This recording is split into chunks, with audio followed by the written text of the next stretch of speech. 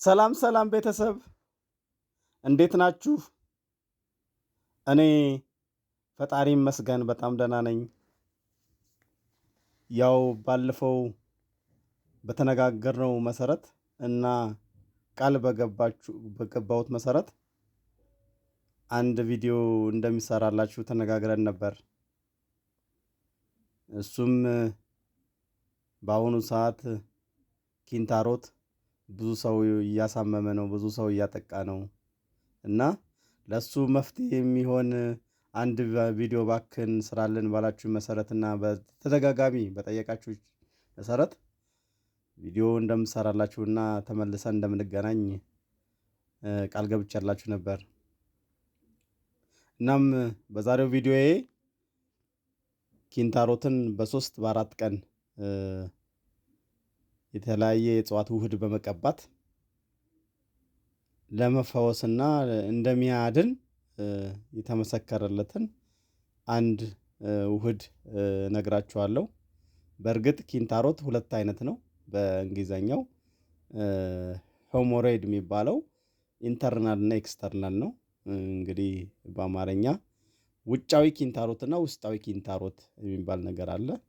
በእርግጥ በዛሬው ቪዲዮዬ የምሰራላችሁ ለውጫዊው ኪንታሮት ነው እና ኪንታሮቱ ውጭ ላይ ፊንጤጣ አካባቢ መታየት ከጀመረ በኋላ ይህን የምነግራችሁን ውህድ በመቀባት በሶስት ቀን በአራት ቀን መፈወስ ትችላላችሁና እሱንም እንዴት እንደሚሰራ እንዴት እንደሚዘጋጅ ውህዱ ነግራችኋለሁ። ለዚህም የሚያስፈልገን ቤዚክ የሆነ መሰረታዊ ውህድ ይህን ውህድ ለማዘጋጀት የሚያስፈልገን ንጥረ ነገር ሶስት ነገር ብቻ ነው፣ ብዙም አይደለም። አንደኛውና ወሳኝ በጣም ቤዚክ ንጥረ ነገር ነጭ ሽንኩርት ነው። ነጭ ሽንኩርት እንግዲህ ብዙ ነገሮችን እንደሚፈውስና በቫይታሚንና በሚኒራል በጣም ሪች የሆነ ንጥረ ነገር ነው ነጭ ሽንኩርት እና 10 የተፈለፈሉ ነጭ ሽንኩርቶችን እናዘጋጃለን። ይህን ነጭ ሽንኩርት ፈልፍለን ካዘጋጀን በኋላ ድቅቅ አድርገን እንፈጨዋለን። በተለያዩ ነገሮች መፍጨት ትችላላችሁ ነጭ ሽንኩርቱን እና የተፈጨውን ነጭ ሽንኩርት በጣም ካደቀቅነው በኋላ ጦስኝ እናምጣና ከጦስኝ ጋር ደግሞ የተፈጨው ጦስኝ ጋር ደግሞ አብረን በጣም እስከሚዋሃድ ድረስ እስከሚቀላቀል ድረስ እናሸዋለን ማለት ነው። ከዛ ከታሸና ከተዋሃደ በኋላ ምንድነው የሚያስፈልገን? ስንቀባ እንዳይደርቅብን ወይም እንዳይፈረፈርብን ትንሽ ኦሊቫ ኦይል ነው የሚያስፈልገን።